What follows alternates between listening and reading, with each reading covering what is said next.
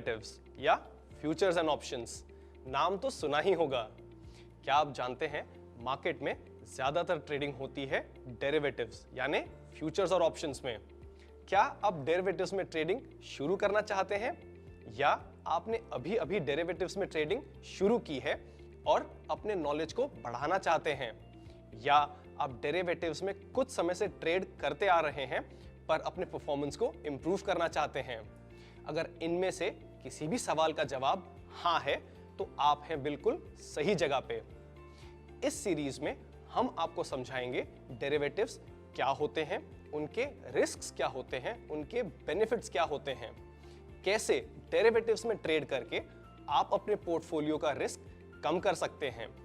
जी हाँ, हम चाहते हैं कि आप बने एक इन्फॉर्म्ड इन्वेस्टर जो मार्केट में सारे अवेलेबल प्रोडक्ट्स की सही जानकारी रख के उन्हें सही तरीके से अप्लाई करता है। याद रहे, knowledge is potential power but action is power realised. ये तो सभी जानते हैं कि एक्सरसाइज करने से हम फिट होते हैं, लेकिन ये जानकारी काफी नहीं, हमें एक्चुअली एक्सरसाइज करना पड़ता है। ठीक उसी तरह से जब आप डेरिवेटिव्स को अच्छी तरह से जानकर समझकर इन्हें अप्लाई करते हैं तब होती है आपके पोर्टफोलियो की परफॉर्मेंस इंप्रूव। तो ये है एक action packed knowledge series on derivatives. मैं हूं कुश पोहरा और ये है the evergreen derivative series by Upstox. आइए समझते हैं डेरिवेटिव्स क्या होते हैं। What are derivatives? As the name suggests, a derivative is something that derives its value out of something else। मतलब कोई ऐसी प्रोडक्ट जिसकी वैल्यू बेस्ड है किसी और प्रोडक्ट पे। आइए इसे समझते हैं एक बहुत ही सिंपल से रियल लाइफ एग्जांपल से। लेते हैं एग्जांपल मिल्क और कर्ड का, यानी दूध और दही का। दही है एक डेरिवेटिव ऑफ मिल्क। अगर मार्केट में मिल्क की कीमत ऊपर जाती है तो दही की कीमत भी ऊपर जाएगी, और अगर मार्केट में दूध की कीमत नीचे जाती है तो दही की कीमत भी नीचे जाएगी। इस तरह से दही बनता है दूध का एक derivative. Now let's address the elephant in the room.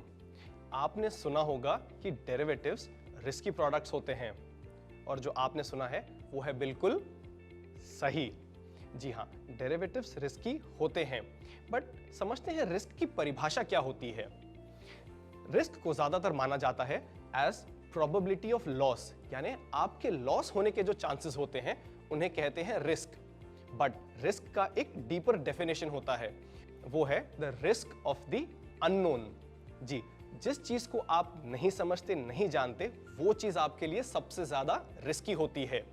अगर आप किसी भी शेयर में इन्वेस्ट करते हैं बिना ये जाने कि उसकी मैनेजमेंट कौन है, वो किस बिजनेस में है, उसकी पास्ट परफॉर्मेंस क्या है और उसके फ्यूचर प्रॉस्पेक्ट्स क्या हैं, तो आप कर रहे हैं एक बहुत ही रिस्की इन्वेस्टमेंट।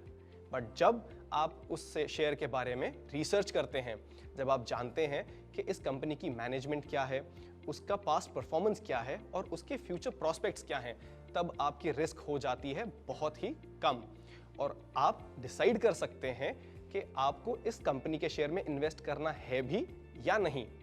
ठीक इसी तरह डेरिवेटिव्स का भी एक रीजन, एक पर्पस होता है जो आप जान सकते हैं, समझ सकते हैं और सीख सकते हैं। एक बार ये सीखने के बाद आप डिसाइड कर सकते हैं आपको डेरिवेटिव्स यूज करने हैं या नहीं, और अगर करने हैं तो किस तरह से। ये करने से आप अपने पोर्टफोलियो को प्रोटेक्ट भी कर सकते हैं, यानी हेज कर सकते हैं, और इन्हें ट्रेडिंग में भी यूज करके प्रॉफिट्स बना सकते हैं। आइए समझते हैं कि डेरिवेटिव्स का इजाद क्यों और कहां सबसे पहले हुआ। क्या आप जानते हैं कि सबसे पहले डेरिवेटिव्स किस प्रोफेशन में यूज हुए थे? सबसे पहले डेरिवेटिव्स यूज हुए थे एग्रीकल्चर यानी फार्मिंग में। इसे समझते हैं एक एग्जांपल से। मान लीजिए हमारे फ्रेंड मिस्टर माही, ये है एक फार्मर जो प्रोड्यूस करते हैं वीट।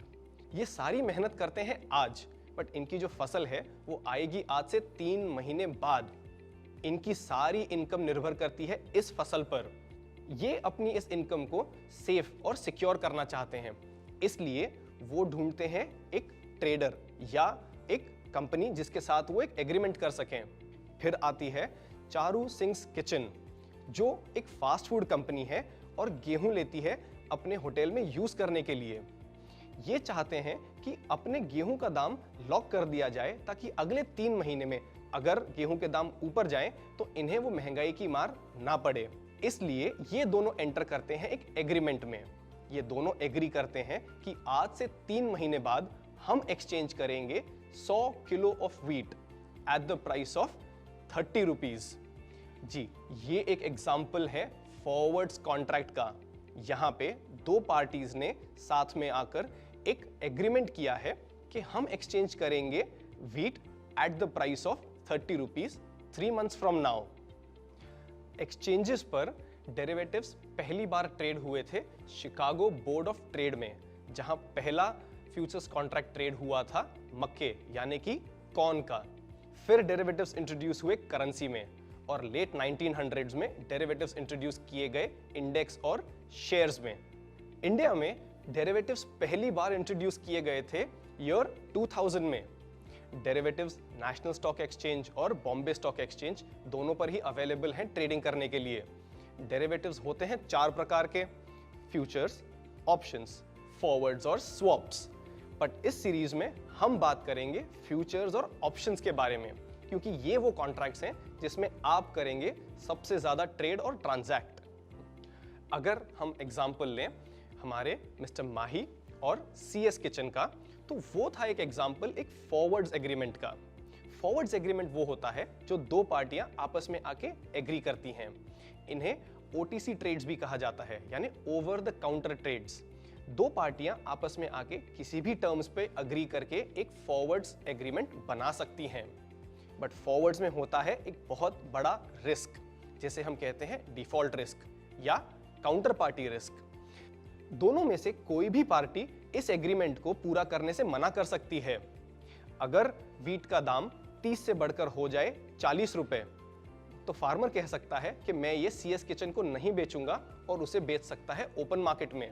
ठीक उसी तरह अगर प्राइस गिरकर हो जाए 20 रुपए, तो चारू सिंह किचन फार्मर से खरीदने की बजाय इसे बाय कर सकती है ओपन मार्केट से। तो क्या आप देख रहे हैं किस तरह से दोनों पार्टीज को एक इंसेंटिव होता है इस एग्रीमेंट को फुलफिल ना करने का। इसे हम कहते हैं डिफॉल्ट रिस्क। क्या इस रिस्क को अवॉइड किया जा सकता है? The answer is yes. इस रिस्क को आप अवॉइड कर सकते हैं फ्यूचर्स के हेल्प से। क्या आपके अकाउंट में फ्यूचर्स एंड ऑप्शंस एक्टिवेटेड हैं? ये आप चेक कर सकते हैं यहां क्लिक करके। अगर आपके अकाउंट में फ्यूचर्स एंड ऑप्शंस एक्टिवेटेड नहीं है, तो आप उन्हें एक्टिवेट कर सकते हैं यहां क्लिक करके। फॉरवर्ड्स और फ्यूचर्स में क्या फर्क होता है, फ्यूचर्स का रिस्क क्या होता है और इन्हें कैसे यूज करते हैं, ये सब कुछ हम समझेंगे हमारे अगले वीडियो में। तो इस चैनल को सब्सक्राइब करिए और बेल आइकन को हिट करिए ताकि आपको मिलते रहें हमारे सारे अपडेट्स। मैं हूं कुश बोहरा और ये है the evergreen derivative series by Upstox. I will see you in the next video. Until then, take care and stay safe.